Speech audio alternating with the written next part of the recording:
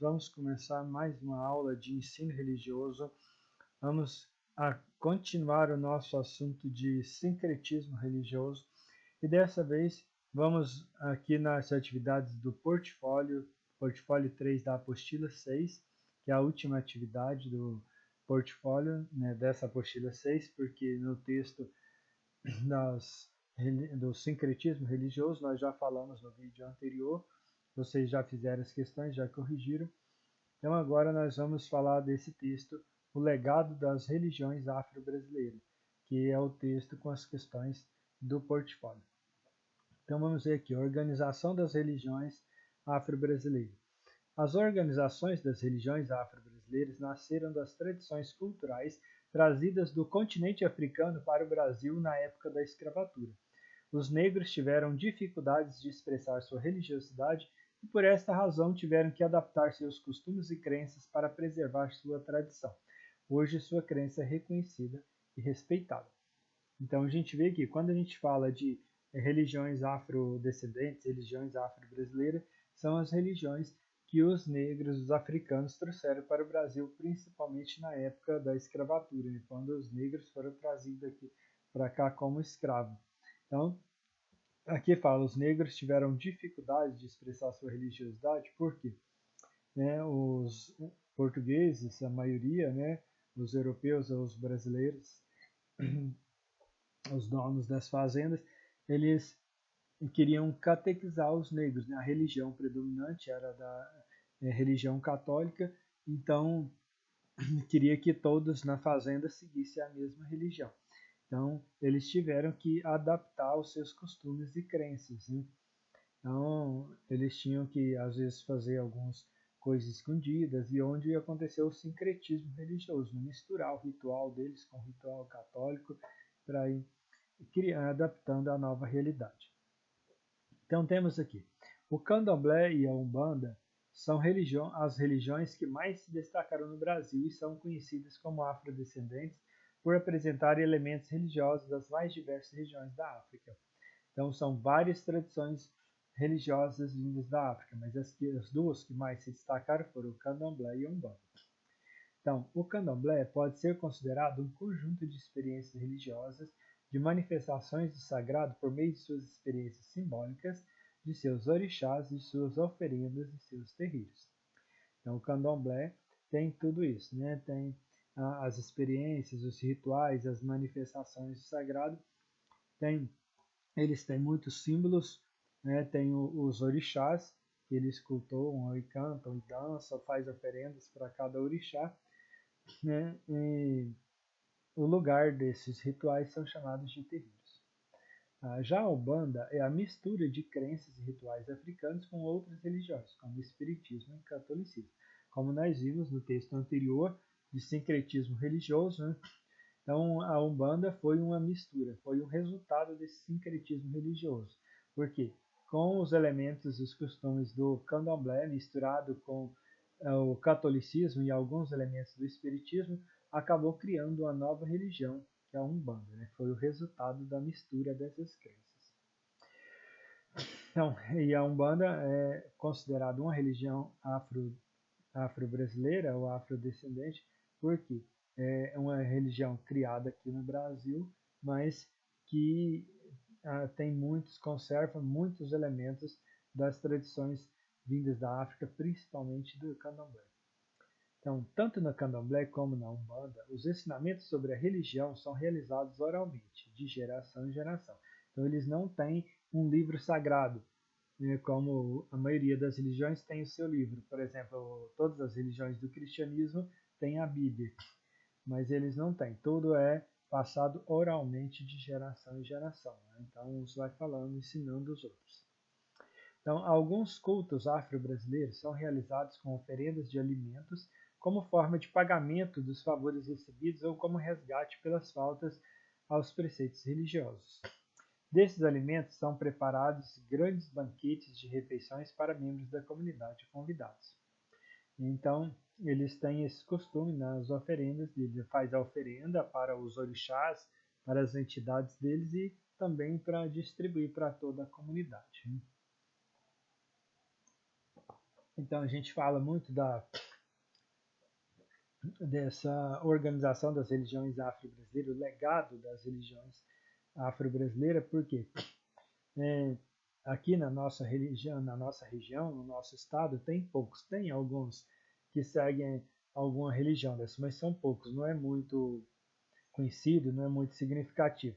Mas a gente sempre estuda que no Brasil tem muito, principalmente na região norte, especialmente na Bahia, mas isso faz parte da nossa cultura, né? Então, é, os ensinamentos, os costumes foram passando, onde já faz parte da história do Brasil, faz parte da nossa cultura. Então, tem umas dicas aqui, saiba mais.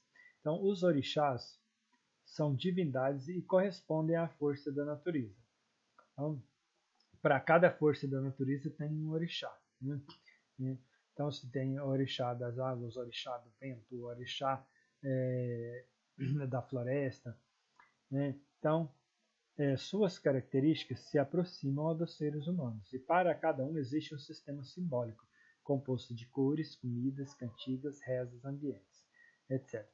Então, para cada orixá tem o elemento que ela representa, tem um símbolo, e tem uma cor específica, um tipo de comida que é oferecida. Eles têm as cantigas. Então, para cada orixá tem uma cantiga específica, tem um tipo de reza, e tem um tipo de ambiente, assim, o ritual que faz, o altar, né, a preparação para a oferenda, para o ritual, para cada orixá tem um, uma organização, uma montagem diferente. Então, são 12 as divindades do candomblé brasileiro. Então, sim, estão muitos, mas os que são cultuados aqui no Brasil são 12. São divinizados há 5.000 anos. Os orixás representam homens e mulheres com capacidade de alterar o curso da natureza. Então, é como se fossem homens e mulheres com poderes especiais. Por isso a gente fala assim, entidade, porque não são exatamente humanos, mas com característica humana. São chamados de orixás e de entidades. Então, tem a Iemanjá. Iemanjá é a deusa das águas, né? O orixá das águas. Então, isso aí às vezes a gente vê muito em filmes, novelas, vê falar muito, né, das oferendas para Iemanjá.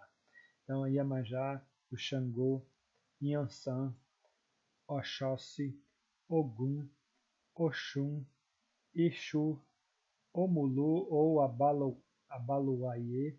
Tem esses dois nomes, pode ser chamado de Omulu ou Abaluayê. Nanã, Ossain, Oxumaré e Oxalá. Então são todos esses aqui os principais divindades do candomblé brasileiro. Então, assim, são igual quem segue a religião católica, por exemplo, tem vários santos, né? Então, cada religião tem as suas divindades, né? As suas santidades. E no candomblé, esses aqui são os principais. Então, vamos ver aqui as perguntinhas, né? Então, a questão 1. Como nasceram as organizações das religiões afro-brasileiras? Então, vamos ver aqui no texto, né? A questão 1. A respostinha aqui. As organizações das religiões afro-brasileiras nasceram das tradições culturais trazidas do continente africano para o Brasil na época da escravatura. Os negros tiveram dificuldades de expressar sua religiosidade e, por esta razão, tiveram que adaptar seus costumes e crenças para preservar sua tradição. Então foi dessa forma que nasceram essas organizações das religiões afro-brasileiras, né? Então da cultura dos costumes trazidos para os negros na época dos escravos, e eles foram se adaptando aqui aos costumes e crenças para preservar a sua tradição da forma que conseguiram. Vê a questão 2.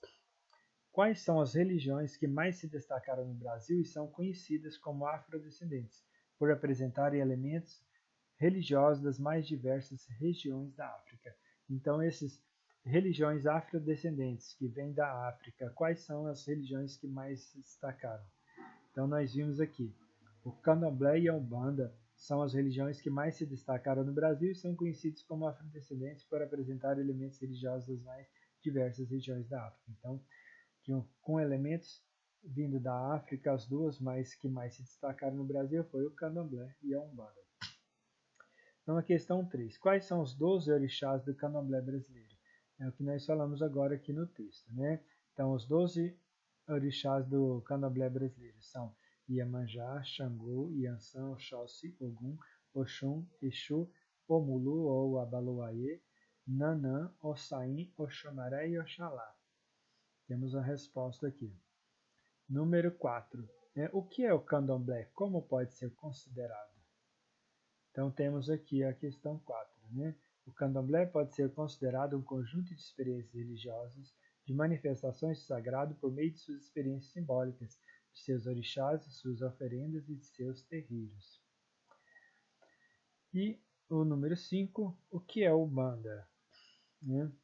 Então, nós temos aqui a respostinha do número 5. Né?